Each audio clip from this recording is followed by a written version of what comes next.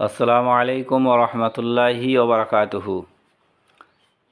এটা দেখছেন জামিয়া ইসলামিয়া মোহাম্মদিয়া মাদারমুনি মাদ্রাসায় আশুরা রোজা উপলক্ষে ইফতার করার জন্য ছাত্ররা ইফতারের জন্য বসেছে।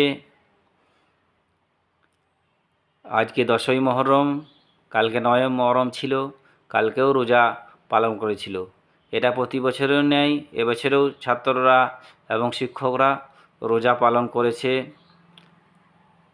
সকলের কাছে করজোড়ে আবেদন, এই মাদ্রাসার প্রতি সকলের দৃষ্টি আকর্ষণ করবেন আর এই সমস্ত ছাত্রদের জন্য দোয়া করবেন যেন আলিম হাফিজ হয়ে সমাজের কাজে নিয়োজিত হতে পারে। তাই এই জামিয়া ছাত্ররা দেখুন সুন্দরভাবে ইফতার করতে বসেছে। মাশাআল্লাহ, খুবই